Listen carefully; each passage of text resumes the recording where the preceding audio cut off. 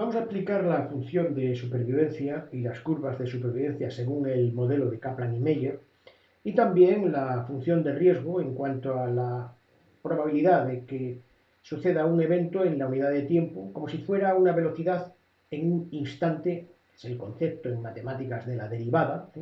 Es decir, cuánto es el movimiento que tiene, la fuerza que tiene para el evento como si fuera en un instante.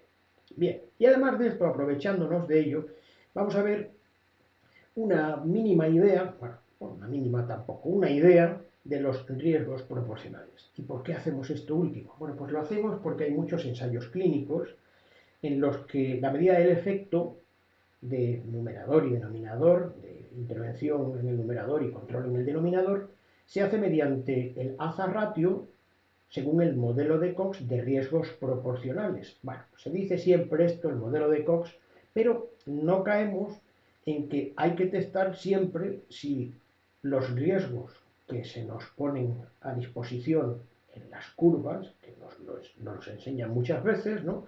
Pues son proporcionales o no. Es decir, se trata de ver si los hazard o riesgos que están en el numerador, la función de riesgo del numerador y la función de riesgo del denominador, es decir, los hazards del numerador y los hazards del denominador, son proporcionales, porque si no son proporcionales, la razón de riesgos o hazard ratio, no son interpretables, no es válido. Afortunadamente siempre nos quedan las curvas de Kaplan y Meier. Es cierto, hay que reconocer que el modelo de Cox es estupendo, porque además nos permite ajustar por covariables, pero eso ya lo hemos explicado en otros contenidos formativos, ¿no? Bueno, nos venimos a nuestra página web, que es evalmed, evalmed.es, aquí está, ¿no? Y tenemos en la pestaña calcular, aquí la tenemos, sería la número 13 dentro de los archivos que pone supervivencia. Bueno, pues es esta que tenemos aquí, que está contenida por muy poquito, ¿no? Es una hoja de cálculo que tiene varias pestañas abajo y un vídeo explicativo, este que estamos grabando, que lo pondremos aquí abajo justamente cuando terminemos la grabación. Bueno, sin más, bajamos el archivo y este archivo, bueno, pues ni siquiera lo vamos a utilizar porque lo tenemos aquí bajado ya, nos resulta mucho más cómodo utilizar la nuestra, que es exactamente la misma. Vale, vamos a ver qué es esto del modelo de Kaplan y Meier. Esta hoja de cálculo contiene varias pestañas antes de empezar y la de la derecha son generalidades que no vamos a leer en este momento. Las hemos dejado aquí por si acaso alguien las necesita, pero vamos a empezar a subir el edificio desde el primer piso. No vamos a hacer el tránsito del 0 al 1, porque creemos que la mayor parte de la gente está familiarizado con esto y creemos que no es necesario. Bueno, no obstante, si alguien lo necesita, lo tiene en la pestaña de la derecha que pone generalidades o poniéndose en contacto con nosotros. Bueno, vamos a poner esto así un poquitín más grande, ¿no? Y esto que tenemos así un poquitín más grande, vamos acá, bien. Y dice algo así. Una introducción al análisis de la supervivencia de Kaplan y Meier. Necesito leer estos 4 párrafos porque es indispensable para la comprensión y además también para operar con las curvas de Kaplan y Meier, porque nosotros vamos a enseñar a la gente a operar con ellas, ¿vale? Bien. En el análisis de la supervivencia, el estimador de Kaplan y Meier es un estimador no paramétrico de la función de supervivencia. No paramétrico es porque no necesita buscar un parámetro poblacional, no lo necesita. Bueno, no nos vamos a meter ahora mismo en esto. Fue introducido por Edward Kaplan y Paul Meier en el año 1958. La función de supervivencia es la probabilidad de que uno de los integrantes sobreviva más allá del tiempo t, que es el tiempo en el que hacemos cada corte, el corte. ¿De acuerdo? Bien. Corte temporal. Bien. Se basa en 3 asunciones, si no, no funciona el modelo. Vamos a leer los 3, ¿no? La primera asunción de Kaplan y Meier dice que si un paciente de la cohorte decide retirarse del estudio, sabemos que ha sobrevivido hasta ese momento, eso sí, ¿no? Sin embargo, habremos perdido la información posterior. Bueno, no podemos evitarlo. Entonces debe hacerse una corrección para que el abandono del protocolo no se registre como muerte o como evento producido, dado que no sabemos si el paciente sigue o no en la situación inicial, es decir, sobreviviendo. Bien, debe haber censura siempre que la falta de datos posteriores a un determinado punto en el tiempo se deba a factores distintos al tratamiento. Por ejemplo, si una persona ha muerto en un accidente de tráfico no tiene nada que ver con el tratamiento ni con la historia de la enfermedad, Esa muerte no computaría como muerte por la enfermedad, sino que lo tendríamos que considerar como una censura, ¿vale? No tiene nada que ver con el tratamiento ni con la enfermedad, eso tiene que saberse. Ahora, si tiene que ver con el tratamiento con la enfermedad, mucho cuidado, ¿eh? Vamos a ver el siguiente párrafo. Dice, segunda asunción, los sujetos censurados siguen teniendo la misma probabilidad de supervivencia que los que siguen en el estudio. Esto es importante, ¿eh? Porque si no es así, el modelo no funciona. Está claro que entonces lo estamos falseando. Y dice lo siguiente, a esto se le denomina censura no informativa. Es decir, es no informativa porque no informa de nada que haya alterado la historia actual de la enfermedad ni el funcionamiento del fármaco, de la intervención. A esto se le denomina censura no informativa, es decir, que la censura no está relacionada con el tratamiento como por ejemplo por los efectos adversos, ¿vale? En el caso de que hubiera alguna duda de que se debe a algo de la enfermedad que se han ido porque estaban muy malitos o algún efecto adverso del fármaco o que se les ha invitado a no venir, está claro que el modelo no tendría ningún sentido porque estamos obteniendo un cálculo matemático que no tiene una significación práctica, naturalmente, ¿no? Bien, esto se llama no informativa, porque si son informativos, es decir, que nos informan de algo que sí tiene que ver con la enfermedad, el modelo entonces ya no funcionaría. Tendríamos que empezar a interpretar, pero no toca ahora esto, ¿vale? Bien. Tercera y última asunción. Los eventos y las censuras suceden al final del intervalo y los intervalos deben ser similares, claro está. Es importante usar los intervalos más cortos posibles para el análisis numérico y las curvas, porque los intervalos largos producen sesgos hacia supervivencias más grandes, ¿no? Por ejemplo, si hacemos intervalos de un año, pues la muerte del sujeto que está en riesgo, de un grupo, pues no sabemos si se ha producido en el día 1 de enero o el día 31 de diciembre, o justamente en medio. Y sin embargo computarían por igual, computarían como una muerte al año. Entonces, claro, naturalmente, es decir, según el ensayo clínico y la naturaleza de lo que estemos midiendo, pues hay unos intervalos que son óptimos, ¿no? Hay, por ejemplo, en oncología, algunos ensayos que el corte se hace semanalmente. Hay veces que es quincenalmente o mensualmente, ¿no? Hay otros en los que valdría con que fueran semestrales. Depende de cada una de la velocidad con la que suceden, sobre todo los eventos, ¿no? Bien, nos vamos a valer en este caso, bueno, perdón, la palabra censura aquí tiene un significado específico. La palabra censura en el castellano es polisémica, tiene muchos significados, pero aquí tiene un significado muy, muy preciso que es el que vamos a ver ahora, que es quitar a un paciente de nuestros cálculos una vez que termina el periodo si no ha tenido el evento, pero que ya no está entre nosotros porque ha abandonado el estudio, ¿vale? Bien, bueno, vamos a verlo. ¿Cómo funciona? Aquí vamos a valernos de un estudio que hizo en el año 2014 McEvoy y se trataba de lo siguiente.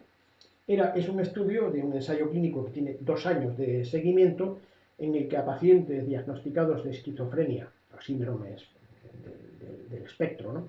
Pues se les trataba con dos fármacos, uno frente al otro, que era de liberación de POT, o sea, eran inyectables, ¿no? Y en este caso era paliperidona palmitato frente al haloperidol decanoato.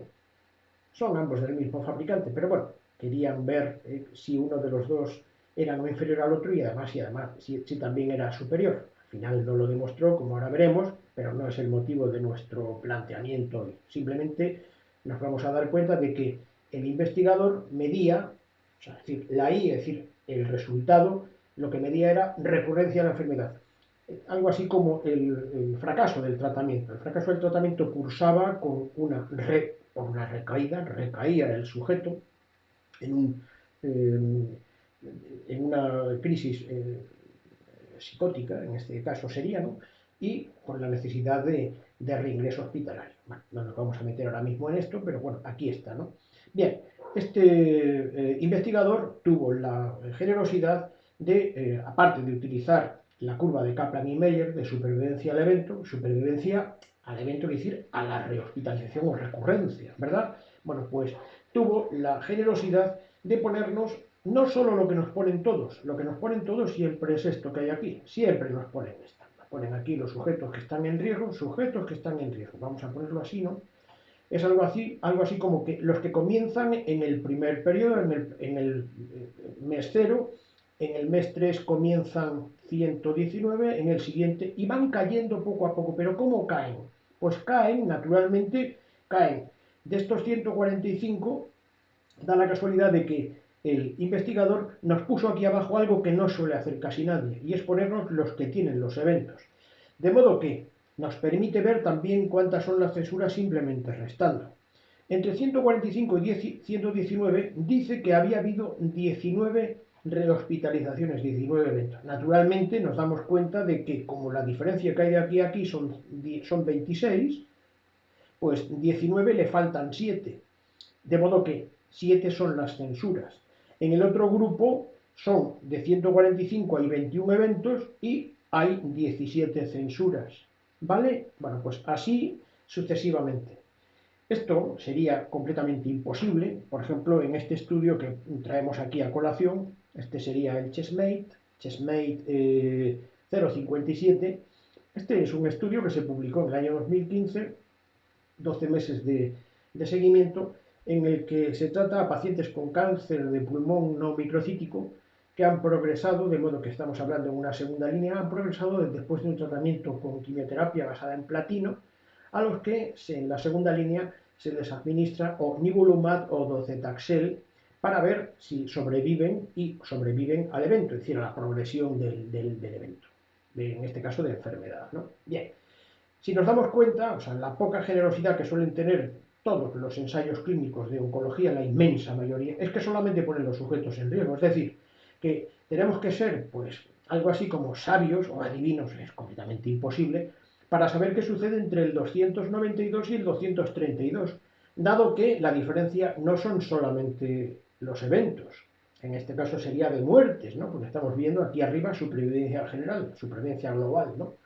Pero ¿por qué? Pues porque puede haber habido censuras de las que no nos informan. Y es que cambia completamente el resultado de tener o no tener en cuenta las censuras. Cambia completamente el resultado. Bueno, luego volveremos un momentito sobre este porque nos va a hacer falta para ver los riesgos proporcionales. ¿Vale? Vamos a continuar y vamos a ver cómo funciona nuestra hoja de cálculo.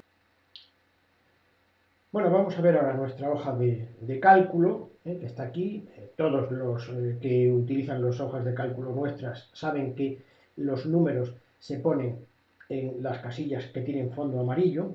Bueno, entonces, bueno, aquí lo que tenemos en la primera columna son los cortes temporales cada 3 meses, de 0 a 3, de 3 a 6, de 6 a 9 y así sucesivamente hasta los 24 meses porque tiene 2 años de seguimiento. Bien, en la primera columna tenemos puesto los sujetos que están en riesgo en cada periodo, los que comienzan en cada periodo, 145, 119, 91, bueno, está aquí, lo vemos, 145, 119, 91, etcétera, etcétera, ¿no? Naturalmente, este es el grupo de pariperidona y hacemos lo mismo en el grupo que está más abajo, que es el de aloperidol de Canoa, ¿vale? Bien. Aquí tenemos la posibilidad de ir calculando los eventos y las censuras, ¿vale? Bueno, vamos a ver, entonces nos permite el tenerlo aquí, son 19, 17, 3, etcétera, etcétera, y al final lo que tenemos son 49 eventos que van sucesivamente produciéndose a lo largo de los periodos. En el grupo de control, pues sucede exactamente lo mismo. Bien, bueno, vamos a ver cómo opera esto. Sabemos que aquí tenemos que poner las censuras, bueno, las calcula automáticamente la máquina, las calcula automáticamente, pero si hay que ponerlo a mano, se pone a mano, ¿no? Y vamos a ver cómo se hace la resta.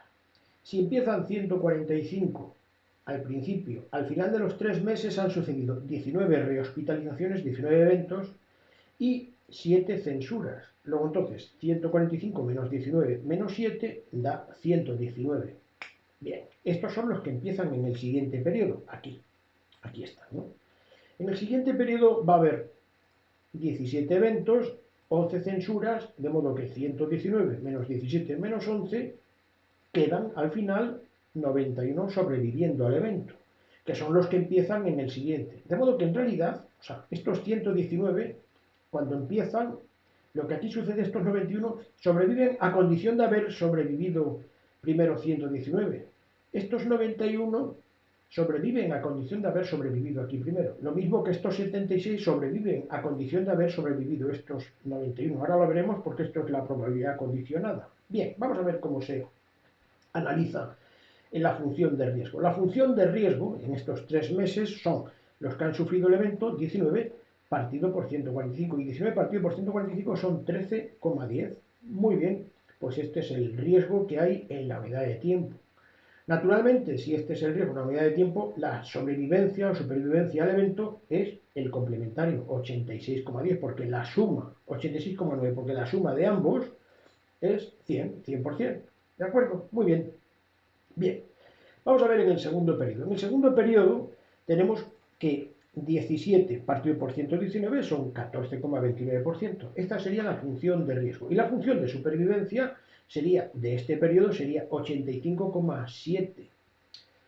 ¿Qué sucede? Que estos 85,7 son en este periodo, pero si queremos ver con respecto a los que iniciaron al principio, en realidad estos 85,7 han sobrevivido a condición de que de los 86,9 que habían sobrevivido en el periodo anterior. De modo que, si queremos saber cuál es la supervivencia que tienen condicionada a la anterior, naturalmente para ver desde el principio quiénes son los que sobreviven, pues naturalmente en este caso sería el 85,7% del 86,9% que habían sobrevivido anteriormente. El 85,7% del 86,9% es la multiplicación de ambos y nos da 74,5%.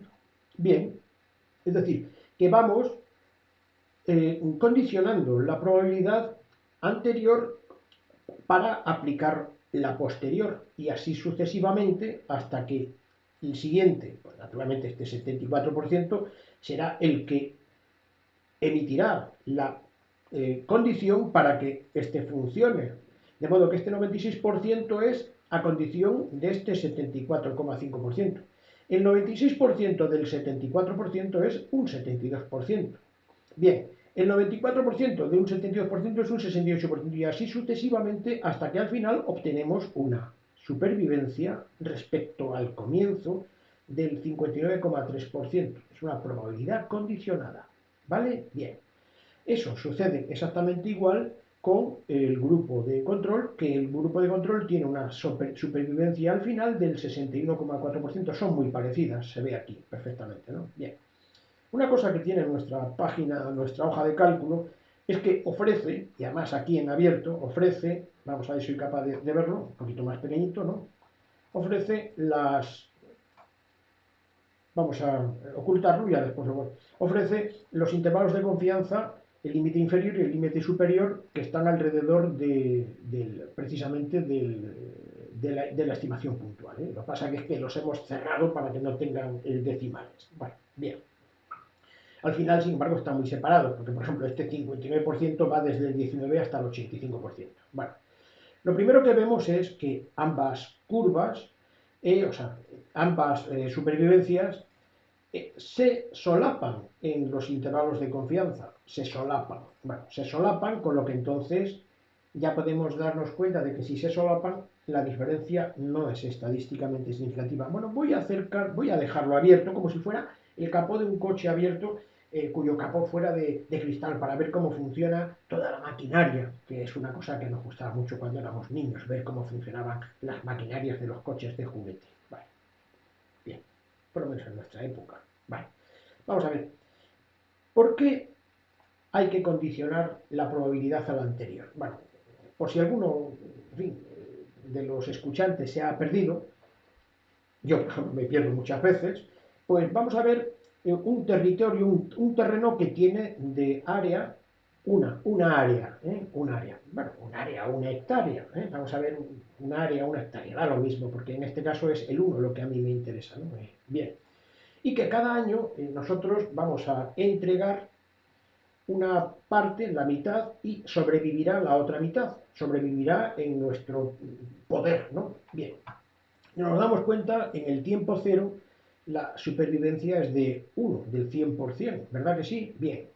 En el primer año nosotros vamos a entregar la mitad y sobrevivirá en nuestro poder la otra mitad, ¿vale? De modo que sobrevive la mitad de 1 y la mitad de 1 es 1 por 0,5, de modo que el territorio que tenemos ahora es media área o media hectárea, da lo mismo, ¿eh? Vamos a decir media hectárea, venga, vamos a decir media hectárea porque yo creo que está más familiarizado con la agronomía y nos parece que, en fin, la gente lo conoce un poquito mejor. Bien, en el segundo año vamos a condicionar que vamos a sobrevivir en nuestro poder una mitad, o sea, la mitad, pero condicionada a que ya había sobrevivido solo la mitad del comienzo. De modo que hay que condicionar esta mitad que sobrevive en el segundo año a la mitad que había sobrevivido en el primero. Entonces nos encontramos con que entregaremos esta parte y nosotros lo que vamos es a retener, a sobrevivir esta mitad. Ahora ya, si nos damos cuenta, o sea, al decirlo gramaticalmente, sería la mitad de la mitad del cuadro entero. Está puesto aquí. Aquí lo tenemos puesto muy grandito. La mitad de la mitad del cuadro entero. Es decir, esta mitad sería 0,5 por esta mitad que sería 0,5 y el cuadro entero sería 1. Dicho en términos de probabilidad, sería la multiplicación de 0,05, perdón, de 0,5 por 0,5 por 1 y ya tenemos 0,25 hectáreas.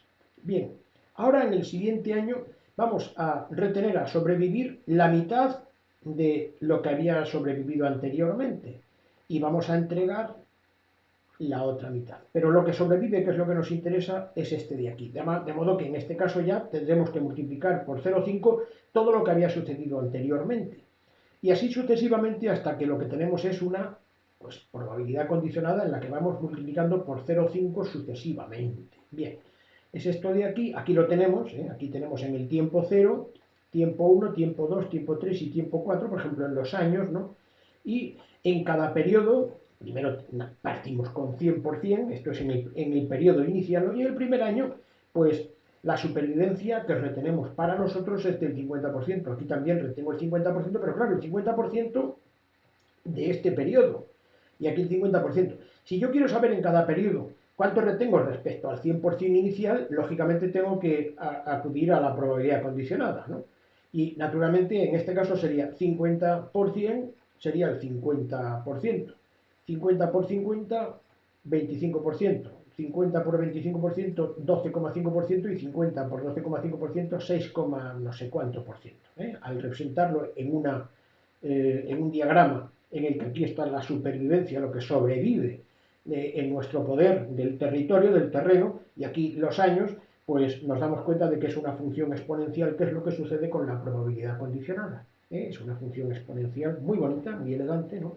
Y esto es la razón de que aquí vayamos, si nos damos cuenta, lo que estamos haciendo es condicionando el siguiente a la anterior. O sea, la probabilidad anterior es la que condiciona que suceda lo posterior. Por eso hay que multiplicar las probabilidades de supervivencia de ambos grupos. Y mucho cuidado, no se multiplican las funciones de riesgo. No, es el complementario, porque si no cometemos un error, hacemos un pan con unas tortas. Tenemos que multiplicar las probabilidades de supervivencia y si estamos operando en algún momento con riesgos, es decir, con eventos, tenemos que transformarlo en el complementario en la supervivencia y operar con la supervivencia y después volver a los eventos. Mucho cuidado, porque entonces lo vamos a hacer mal, ¿de acuerdo? Bien, vamos a continuar. Y entonces, bueno, pues, ¿qué ventaja tiene la Kaplan y Meyer? Bueno, pues la curva de supervivencia de Kaplan y Meyer es que sirve para todo. Es como si fuera un Land Rover que vale para ir a una boda de Pitimini. Bueno, no sé si el Land Rover es esto, pero en fin, un coche que también sirve para la selva, que sirve un poco para todo. Es decir, que es un prêt-à-porter para todo, ¿no? Pero tiene unas limitaciones, ¿no? La limitación principal que tiene es que no nos da los intervalos de confianza de la división de la supervivencia del numerador por el denominador. Es cierto que nosotros, o sea, dado que hemos estimado aquí que no son estadísticamente significativos porque los intervalos, en este caso, se solapan los intervalos, pero no nos dice ¿Cuál es en fin, el intervalo de confianza? ¿Por qué? Pues porque es un estimador no paramétrico. Hemos dicho que es no paramétrico, entonces no va buscando el parámetro, no lo va buscando, ¿vale? Bien, bueno. Para eso tenemos el modelo de Cox que nos da los intervalos de confianza, nos dice dentro del intervalo de confianza que es donde se encuentra el verdadero valor del parámetro. Bueno, ¿qué pasa? ¿Cómo esta limitación, cómo la superamos? ¿Cómo la solucionamos? Bueno, pues afortunadamente, o sea, tenemos varias formas de solucionarla, pero esta es la más eficaz que conocemos, ¿no? Que es lo que se llama el test de log-rank o el logaritmo del rango. Es de los universales Mantel-Hansel y lo que hace es comparar realmente, o sea, los dos grupos de una manera muy elegante. Y al final esto es lo que nos da es una chi cuadrado de Pearson con un grado de libertad, porque está aquí, nos da una chi cuadrado de Pearson, y nos permite medir la P. La P es algo así como para interpretar si en esta hipótesis, o sea, en esta comparación de hipótesis, si verdaderamente esto es la, la probabilidad de que ambos grupos sean iguales, o sea, que la hipótesis nula sea cierta, o que tengamos muy poca probabilidad de que sea cierta en la contrastación de hipótesis, claro está, y que tengamos que acudir a una hipótesis alternativa. Ya sabemos que en este caso nos da una P y que cuando la P es menor de 0,05, cuando la P es menor de 0,05, es decir, 0,04, 0,03, está muy para acá en la chi cuadrado de Pearson, allí, está muy allá de la duna, al final muy cerca de la playa, pues entonces lo que nos dice es que tenemos pocas probabilidades de que ambos grupos, ambas medias de supervivencia, pertenezcan a la misma población. Tenemos más probabilidades de pensar que son dos poblaciones distintas y acudiríamos a la hipótesis alternativa. Bueno, esto no lo explicamos aquí porque ya lo hemos explicado en otras ocasiones, ¿no? Y esto es lo que nos dice la P. También tiene la ventaja de que Mantel-Hansel lo que hacen es calcular un ratio entre el numerador y el denominador de las supervivencias, y aquí lo que tenemos es un 1,01. Ya sabemos que el ratio es muy parecido al riesgo relativo, bueno, es muy parecido, y es también parecido al hazard ratio, pero bueno, en este caso es un poco más primitivo, pero nos resulta muy informativo.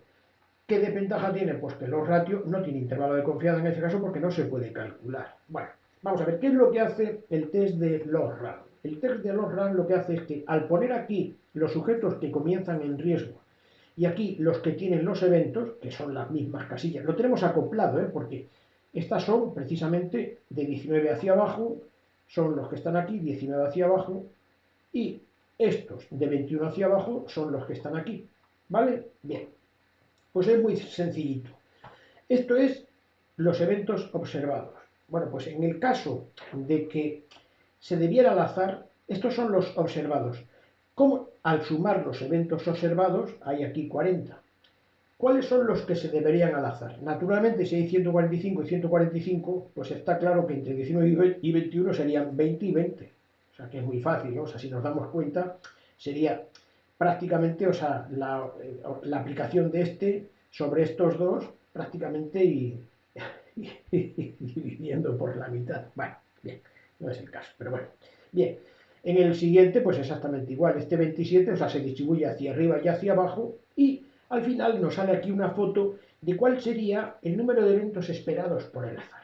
O sea, lo que sería la esperanza matemática contrafáctica, ¿no? Pero bien, y aquí lo que nos tiene es dos fotos. Una foto de lo que sucede en la realidad y otra de lo que podría haber sucedido. Si estas dos fotos son iguales, entonces es que son siameses, son igualitos, son hermanos igualitos, pertenecen a la misma población. Aquí no hay diferencia entre ellos, luego entonces son iguales.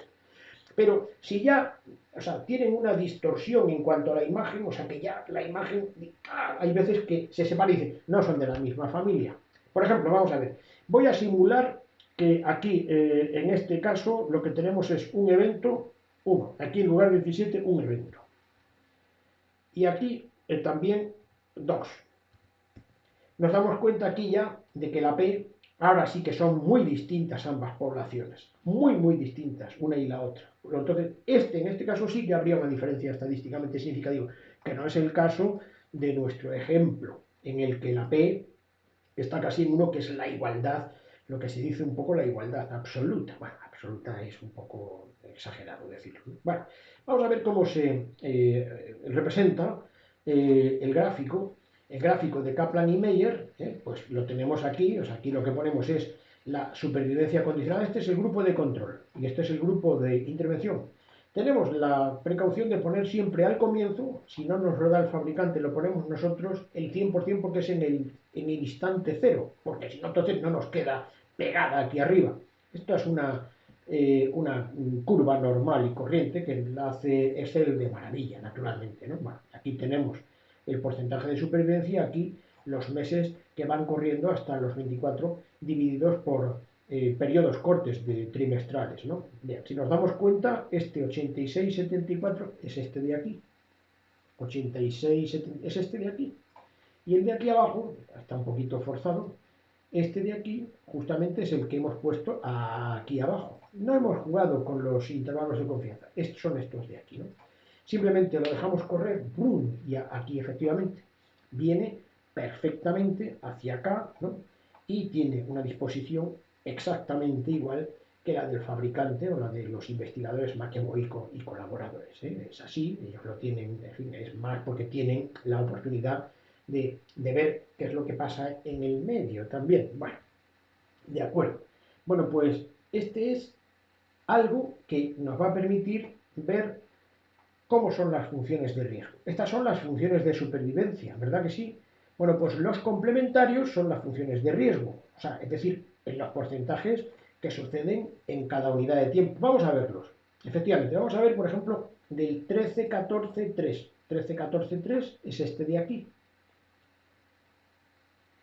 13, 14, 3, 5. Esto es lo que hemos puesto aquí. En cada periodo de tiempo hemos puesto aquí las funciones de riesgo. Esto es lo que llamamos hazard, porque son la probabilidad de que suceda un evento en 3 meses. Es decir, es como si fuera, o sea, en un tiempo que fuera, o sea, en estos 3 meses suceden 14,48, como si fuera un corte instantáneo. Perdóneseme que lo diga de esta manera, es un poco el concepto de derivada. Bien, aquí sería un 14% y aquí sería un 13%. Bueno, pues aquí al representarlos, los vamos a representar a lo largo del tiempo. Aquí a la derecha tenemos los meses y vamos a ver que las funciones de riesgo o los hazards no son proporcionales.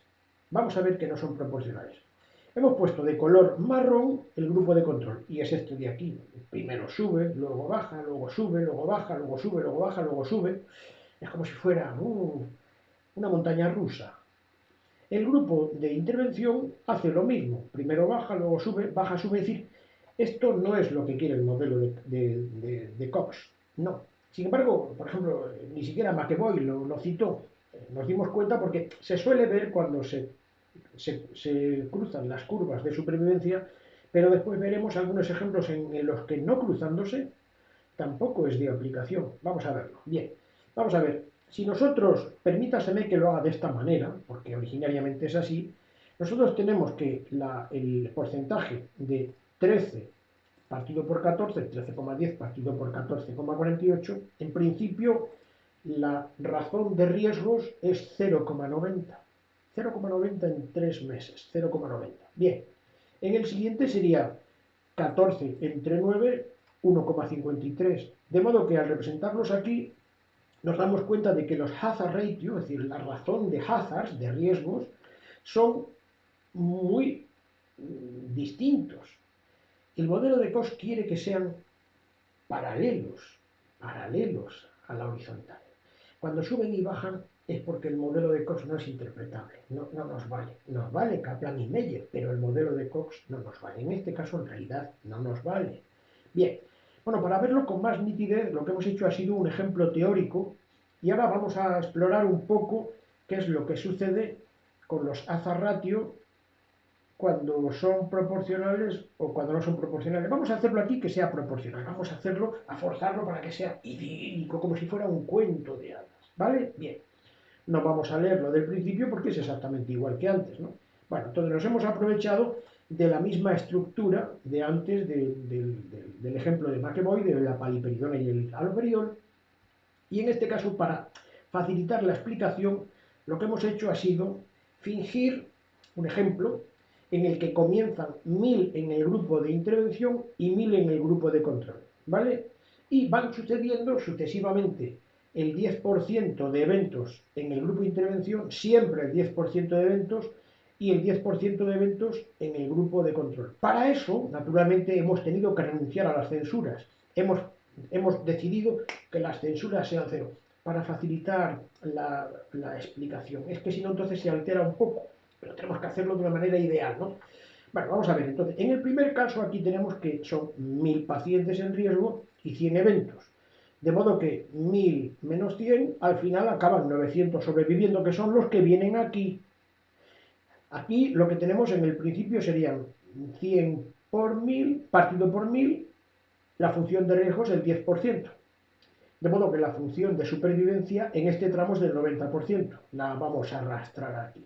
En el siguiente, o sea, permanecen vivos 900 y van a tener evento 90. ¿Por qué? Porque es el 10% de 900. Cero censuras, 900 menos 90 son 810. ¿Vale? Muy bien. Entonces, nos damos cuenta, 90 entre 900 sigue dando el 10% como función de riesgo y la función de supervivencia sería el 90%. De momento vamos bien por aquí.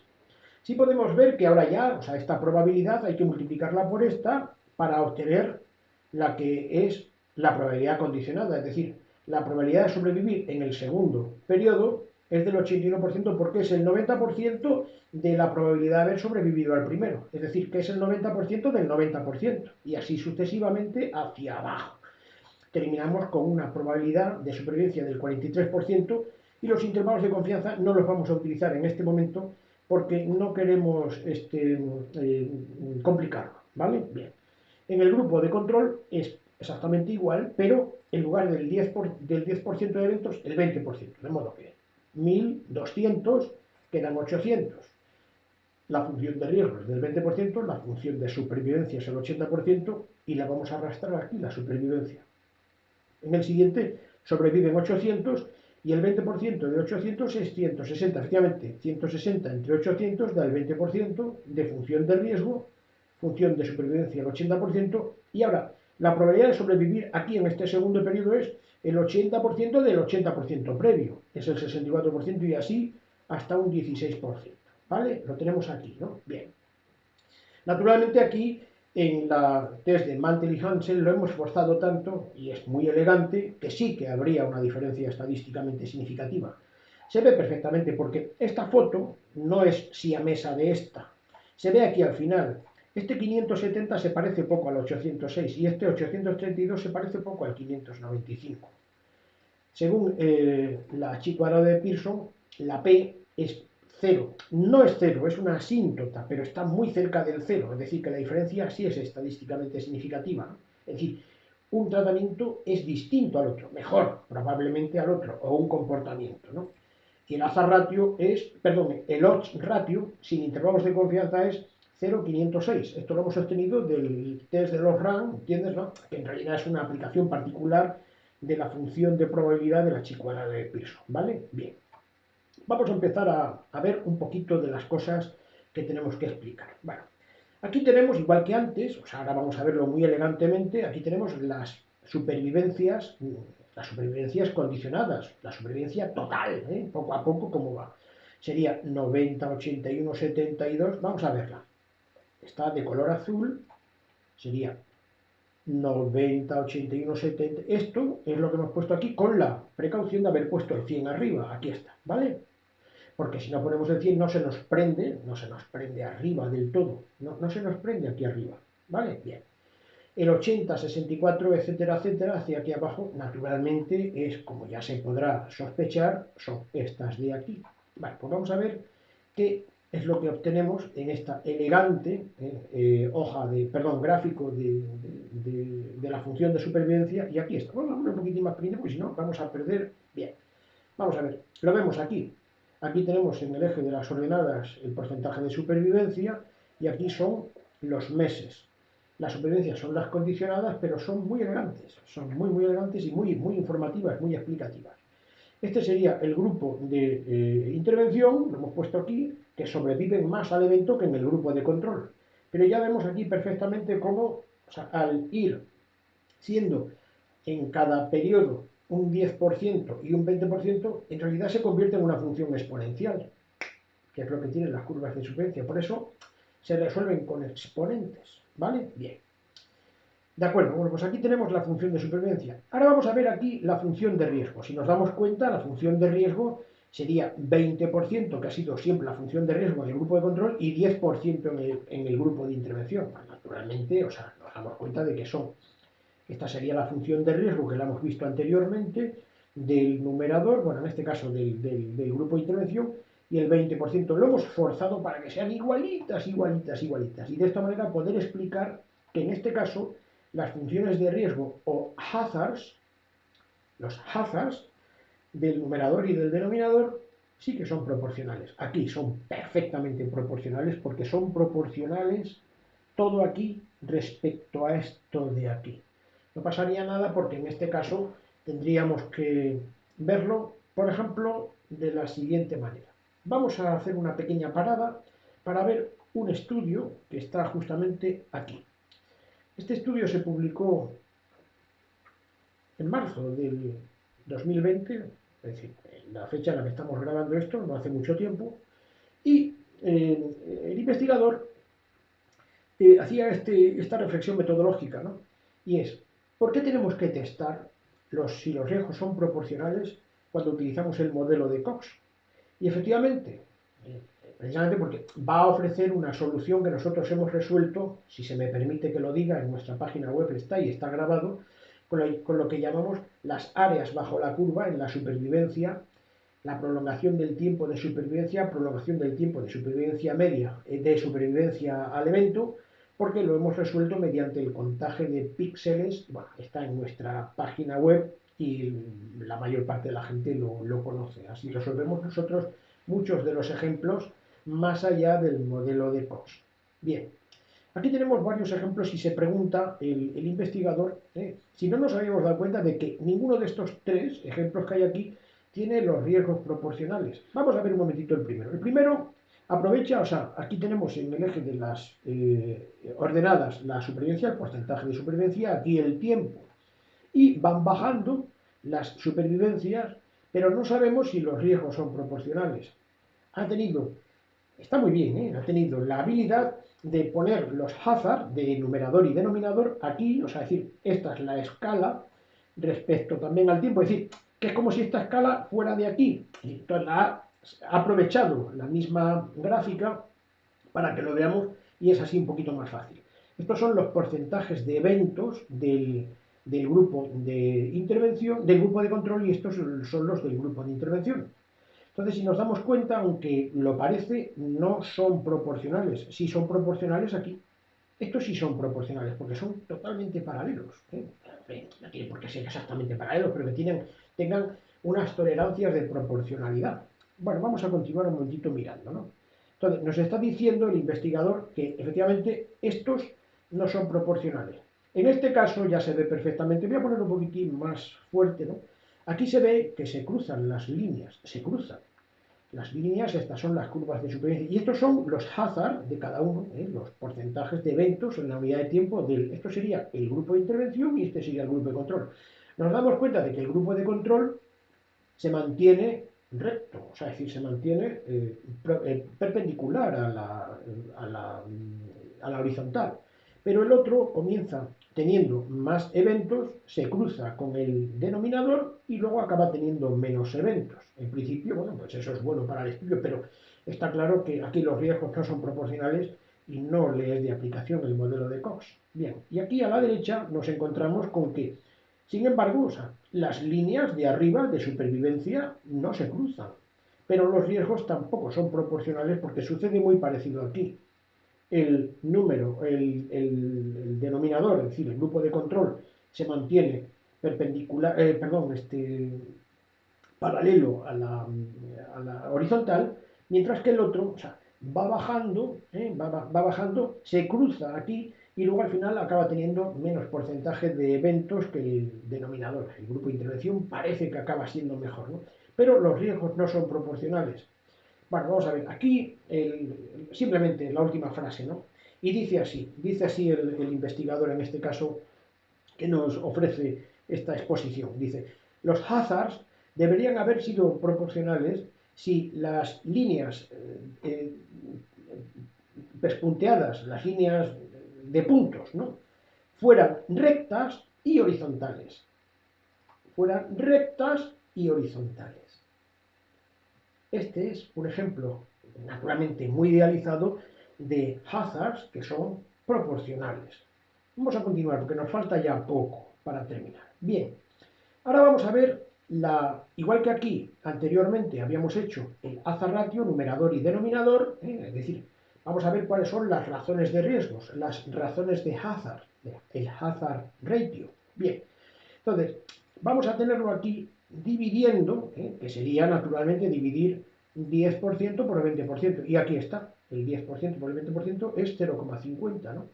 0,50 el primero, el segundo, el tercero. Es decir, que si nos damos cuenta, al final, o sea, son tan iguales que no podemos dudar que la ponderación, es decir, que por así decir, el promedio ponderado, el que le corresponde de todos los azar, porque en realidad esto se hace mediante un modelo de regresión lineal, pues sería 0,5. En este caso lo he hecho de tal manera que sea 0,5.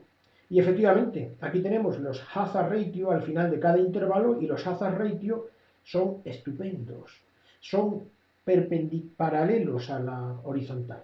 No confundamos esto, que son los riesgos, numerador y denominador, con el cociente de ellos. ¿Vale? Bien, vamos a ver que, fíjese, el espectador, que en este caso los hazard eran como una montaña rusa. Es decir, era deseable que hubieran sido así, o por lo menos que hubieran estado muy cerquitas unos de otros, de modo que una recta de regresión hubiera representado a todos los puntos sin que hubieran tenido un gran error desde la media hasta el punto donde se encuentra, ¿verdad? Bien, bueno, vamos a continuar porque queda ya muy poco, ¿no? Bien, de acuerdo. Bueno, pues vamos a ver un momentito, si nos damos cuenta, aquí tenemos el número de eventos crudos acumulados. Bien, bueno, pues el número de eventos crudos acumulados, vamos a ir acumulándolos. Recordemos que en el primer caso eran 100 y luego había 90 más, pues 100 más, 100 más 90, 190. Luego había 81 más, 271 y así sucesivamente hasta que al final se producen 570 eventos. Es decir, el total de eventos que hay aquí al irlos acumulando son 570. Al final los tenemos aquí. Y en el grupo de control, primero eran 200, luego fueron 160, sería 200 más 160, luego no recuerdo más, pero eran, y al final se producen 832 eventos, en estos meses que son justamente 24, son 8 porciones si no recuerdo mal, ¿vale? Bien, vamos a ver un momentito en este diagrama de dispersión la idea de hazard ratio, la idea de hazard ratio en el que vamos a ver que hay un numerador y un denominador, pero lo vamos a ver de una manera geométrica, que era como cuando hacíamos trigonometría, en este caso sería un poco, discúlpeseme que lo diga, la idea de tangente, más allá del seno y del coseno, ¿no? Es decir, cuando el coseno es 1, en este caso la tangente es la que nos va a decir, o sea, cuál es el ángulo y qué relación hay entre, en este caso, el numerador y el denominador. Bien, aquí tenemos el numerador y aquí tenemos el denominador. Aquí tenemos el grupo de intervención y aquí tenemos el grupo de control. Bien, y nos dice que cuando hay 200, 200 y 100, 200 y 100, nos dice que nos encontramos con este hazard ratio al principio. En realidad es el hazard ratio, que sería 100 partido por 200. Este ángulo de aquí, si no recuerdo mal, es de 30 grados, porque una tangente de 45 grados era un 1, era la igualdad del numerador y el denominador. Y este me parece que son 30 grados, en que son más o menos 2 por cada uno. Es decir, cuando el coseno son 2 y en este caso la tangente es 1, equivale a 30 grados, creo recordar. Bueno, posteriormente, o sea, nos encontramos con que este sería, perdón, a ver si soy capaz de ver, Aquí sucede lo mismo, aquí nos encontramos con que sería 190 frente a 360, se va curvando poquito a poco y va curvándose poquito a poco hasta que llega hasta el final. Entonces, desde el 0 hasta esta relación que hay aquí, nos encontramos con una especie de hazard ratio que el hazard ratio total sería 0,5, que es el que representa a toda esta línea curva. Este sería el concepto de hazard ratio, más o menos. Esta es una idea del hazard ratio, ¿vale? Si fuera el riesgo relativo de incidencias acumuladas y no tuviéramos, esto no lo tendríamos, naturalmente. O sea, si tuviéramos solamente las incidencias acumuladas, esto no lo tendríamos. Tendríamos solamente 832 y 500. 832 aquí, 832 y aquí 500, ¿verdad? 570, perdón, ¿vale? Tendríamos este punto y este punto. En realidad llegan al mismo sitio los dos. Las incidencias acumuladas nos dicen cuántos mueren al final, ¿verdad? Bien, pero el tránsito no es exactamente igual. Está claro, o sea, que si nosotros queremos interpretar cómo hubiera sido esta relación en este punto, si nosotros no tenemos el hazard ratio, no hubiéramos sabido que era esta relación la que tenemos que tener en cuenta, porque hubiéramos creído que le correspondería este. Y este punto se aleja un poco de la realidad. La realidad fue este. Lo mismo que aquí, la realidad fue este. Es decir, que en este caso solamente coinciden la realidad del principio y la realidad del final, pero todo lo que sucede en medio sí que tiene importancia. Claro que sí. ¿Vale? Bien. ¿Qué sucede en los estudios que tienen pocos eventos, como por ejemplo en prevención primaria cardiovascular, por ejemplo, ¿no? Bueno, pues son pocos eventos a lo largo del tiempo y además son distanciados. En este caso, esta línea roja, que es el riesgo relativo, y el hazard ratio son prácticamente casi se superponen, es decir, nunca se superponen exactamente, pero el resultado es prácticamente igual, o sea, en la práctica es casi hasta teórico igual, ¿eh? De modo que cuanto más rápidos sean los eventos y más intensos, más se separan el riesgo relativo y el hazard ratio, el hazard ratio. Bien, un poquito más abajo, esto lo voy a quitar, bueno, vamos a dejar ahí, ¿no? Vamos a dejarlo, ¿no? Y un poquito más abajo aquí tenemos como si fuera la función de supervivencia, pero al contrario, como cuando lo contabilizamos los eventos. Contabilizamos, esto sería igual que la curva de supervivencia esta de aquí, pero desde abajo hacia arriba. Si nos damos cuenta, son los eventos, que los vamos poniendo aquí, acumulados. Vamos haciendo los eventos acumulados. Este sería los eventos acumulados del grupo de intervención, que van subiendo 100, más 90, 190, más 81, 279 y así sucesivamente hasta el final. Bien, pues este sería el concepto de hazard y este sería el de incidencias acumuladas, que también, igual que antes, coinciden entre el 0, solamente en el 0 y en el 570. Pero, naturalmente, o sea, no nos está diciendo la línea con la que vamos a hacer el riesgo relativo, ¿no? No nos va a decir exactamente la realidad real de lo que sucedió, ¿no? Porque está claro que la realidad real se encuentra más cercano de esa curva, aunque sea muy parecida a una línea recta, pero es una curva. Bien, y en el otro nos hemos dado cuenta de que incluso se oblicúa más, ¿eh? Aquí tenemos, es más oblicua todavía, ¿no? Bien, ¿por qué? Porque si nosotros quisiéramos saber qué relación hay en este momento, por ejemplo, entre 344 y 590, si tuviéramos el riesgo relativo, tendríamos que tomar este punto de aquí, este que estoy tocando, frente a este, o sea, a este de aquí, o sea, que es este. Y no sería lo mismo este frente a este de lo que fue en realidad 344 frente a 590. No, se parece, pero no es lo mismo, ¿vale? Entonces, bueno, cuanto más se separen, es más conveniente utilizar el modelo de hazard ratio. Bien, y ahora vamos a ver un poquito, porque yo aquí he hecho un pequeño truco, ¿no? Porque es lo que se parece, y es que hemos obtenido dividiendo estos hazard ratio, ¿vale? Y efectivamente, vamos a ponerlo aquí un poquitín para acá. Bien, vamos a ponerlo así. Parece un 0,5, pero en realidad estos, lo más correcto es obtenerlos no dividiendo, aunque también es válido, cuidado, pero para ser exactos matemáticamente hay que hacerlo exponencialmente. ¿vale? Y voy a hacerlo ahora, vamos a hacer una demostración aquí práctica y nos quedan muy pocos minutos para terminar. ¿Por qué? Porque exponencialmente, o sea, el concepto de hazard ratio exponencialmente es este que está aquí, ¿vale? O sea, que en este caso tenemos que utilizar el exponente.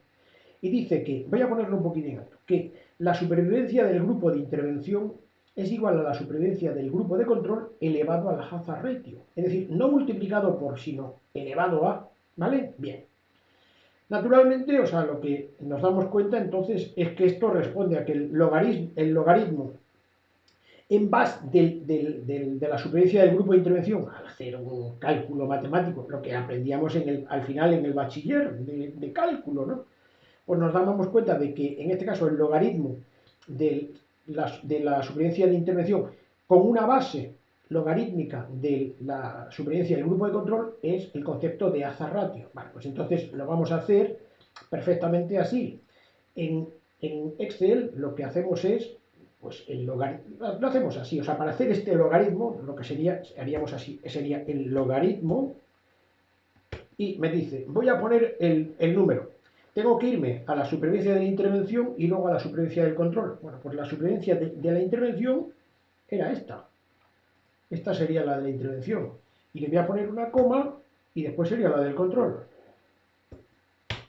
Muy bien, y me da 0,47. Muy cerca del 0,5, que es lo que hemos puesto aquí. ¿Vale? Bueno, efectivamente es este que está aquí. Se ve aquí la fórmula, se ve aquí perfectamente la fórmula. Y he dejado que corra hacia abajo. ¿Vale? Vaya, vamos a ver, quitamos esto de aquí. Bueno, lo voy a quitar. Vaya, hombre, pues no he tenido suerte, lo voy a dejar como está, ¿no? Y la he ido dejando correr hasta que al final, lógicamente, no cabe ninguna duda de que sería 0,47 la media ponderada de todos ellos, naturalmente, de todos estos hazard ratio de cada uno de los periodos de tiempo, de modo que este, en lugar de 0,50, sería prácticamente igual de 0,47.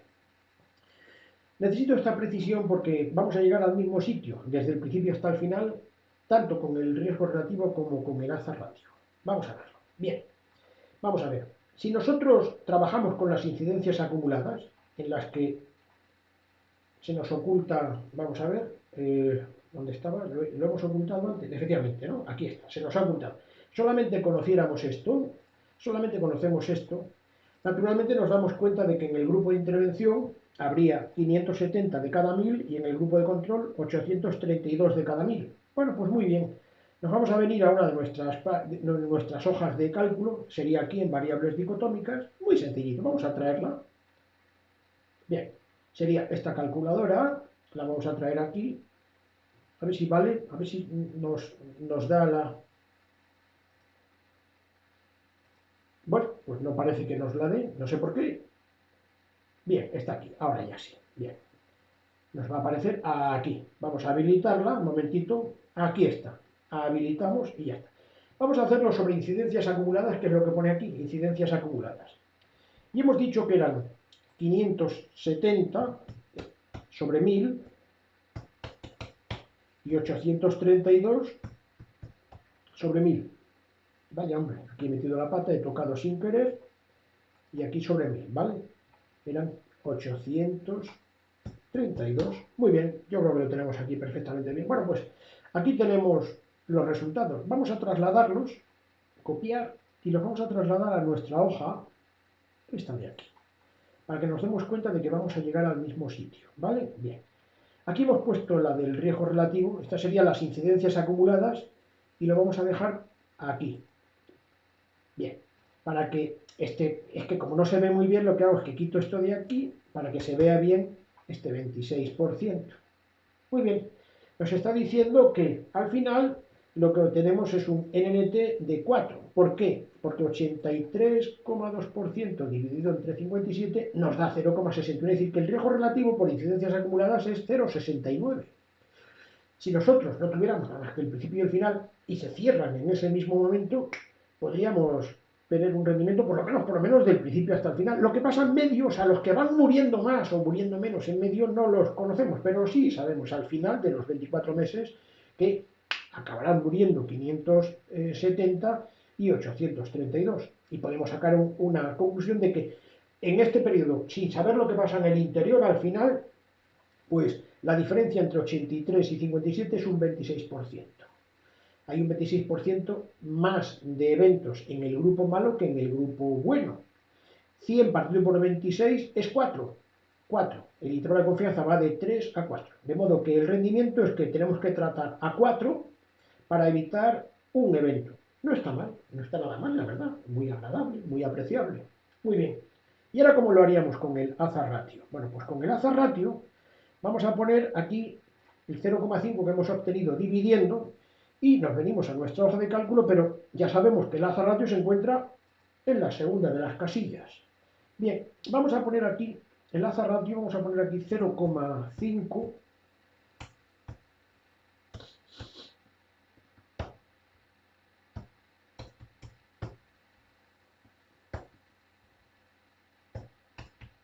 Bueno, le he puesto un número aproximado, aunque no tenemos los intervalos de confianza para que sea más elegante y más bonito. Bueno, vamos a traer aquí. Bien, vamos a ver un momentito cómo haríamos con el hazard ratio, porque hemos dicho que el riesgo relativo era 0,69, pero el hazard ratio, siendo equivalente al riesgo relativo, es equivalente, pero con este vamos a operar exponencialmente.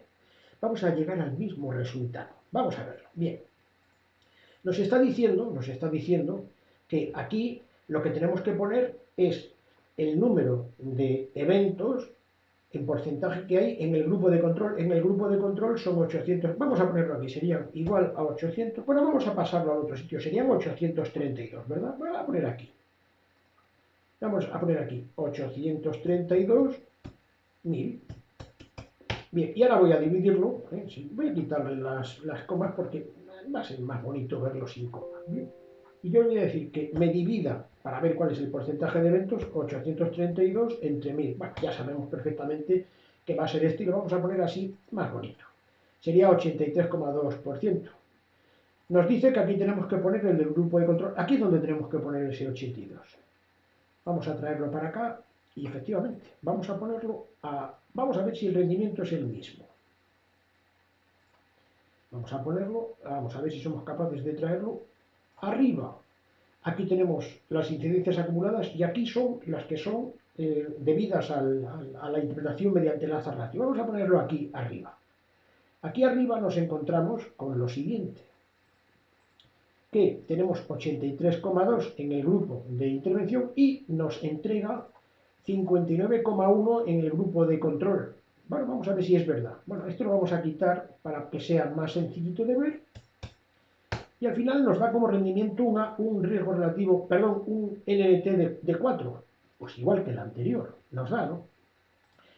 Con esto ya tendríamos muy suficiente, pero muy suficiente. Vamos a ver si es verdad que hemos conseguido llegar al 59,1% de eventos en el grupo de intervención. Vamos a venir para acá, aquí. Y vamos a la curva de supervivencia. Vamos a ver si esto todo es verdad. Bien. Si nos damos cuenta aquí, o sea, este 43,05, vamos a poner aquí, sería 100 menos, vamos a poner 100%, menos 43,05%, aquí bueno, es porque yo creo que se me ha olvidado poner igual aquí, vamos a poner aquí igual, y bien, y aquí lo que tenemos es un 56,95%, es decir, ¿por qué? Si sobreviven 43,1 por 43,05, que es lo que está de aquí para abajo, que son los que sobreviven, los que sobremueren son estos que están aquí arriba. Es decir, que los eventos suceden en el 56,95%, que es lo que estamos viendo con las funciones de riesgo. Exactamente lo contrario de este. Bien, vamos a ver si hemos llegado a esto. Bueno, vamos a ver que este sí hemos partido de este. Si nos damos cuenta sería igual a 100 por 100 menos 16,78%, si tenemos un 83,22%. Esto es lo que hemos utilizado aquí, 83,22%.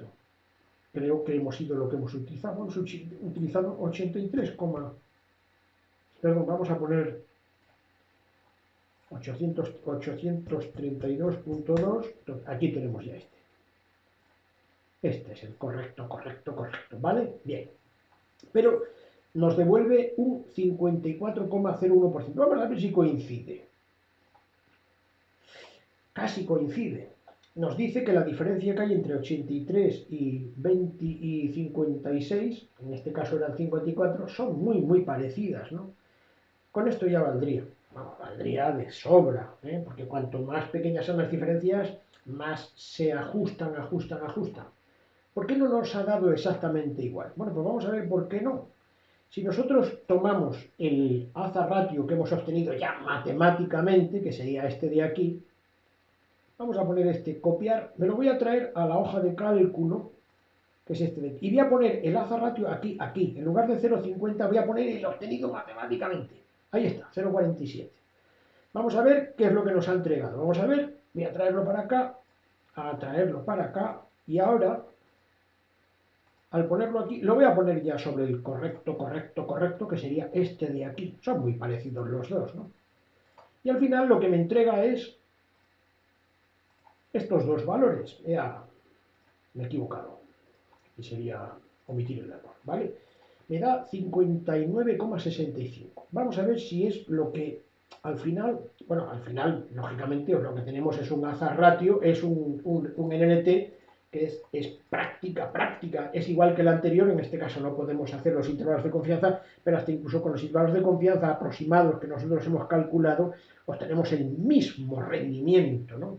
¿Vale? Vamos a ver si hemos obtenido lo que nosotros queremos. Hemos obtenido este valor que hay aquí. Hemos obtenido 56,95, exactamente el que le corresponde cuando hacemos el cálculo matemáticamente perfecto. Bien, ¿qué significa esto? Pues esto significa que nosotros vamos a llegar desde el punto inicial hasta el final, o sea, la diferencia que hay aquí, de aquí a aquí, la podemos hacer bien desde el principio hasta el final, si conocemos que acaban en el mismo instante el grupo de intervención, el grupo de control, es decir, en el minuto último del mes 24, en ese minuto, en el del mes 24, ahí, o sea, al terminar el mes 24, ¡pum!, en ese momento acaba, ¡pum!, los dos, si acaban ahí y tenemos las incidencias acumuladas, podemos saber qué es lo que ha sucedido globalmente en el interior, ¿no? Pero lo podemos hacer también por hazard ratio, está claro que por hazard ratio. Entonces, operando nosotros sobre el mismo denominador, o sea, cuidado, o sea, que lo vamos a ver aquí, al operar sobre el mismo denominador, que se ve aquí perfectamente, que son 83,2%, si lo multiplicamos por el riesgo relativo vegetativo que nos ha dado, por 0,69, obtenemos el 56,95%, el 57%, que es lo mismo en este momento por incidencias acumuladas. Y la diferencia entre este y este es el importante porque nos va a dar este 26%, 100 partido por 26 es el que nos da 4. ¿Vale? Bien. Pero también lo conseguimos exponencialmente, siendo más veraces todavía. Porque 0,47 al operar sobre 83,22, que son los mismos, es decir, este por este y exponencialmente este relacionado con este, nos va a dar el mismo numerador en este caso, que sería el porcentaje del riesgo absoluto del grupo de intervención, y la diferencia nos da este 27, que es el que nos permite obtener el 4 de NNT, que es el que coincide con el anterior. Bien, pues no vamos a decir nada más. Hemos hecho esta demostración, es un poco larga probablemente, pero considerábamos que era lo mejor para poder entender pues lo que nos habíamos propuesto al principio, la función de supervivencia, la curva de supervivencia, cuáles son los tres principios que hay que respetar en las curvas de Kaplan y Meyer, ver cuál es el logaritmo del rango, el log-rank, y luego, bueno, pues hemos visto las funciones de riesgo, los hazards, las proporciones y lo que llamamos los riesgos proporcionales, y por qué los hazard ratio tienen que ser lo más iguales posibles para que la ponderación que obtenemos al final pues sea creíble y que sea interpretable. Y nada más. Muchas gracias.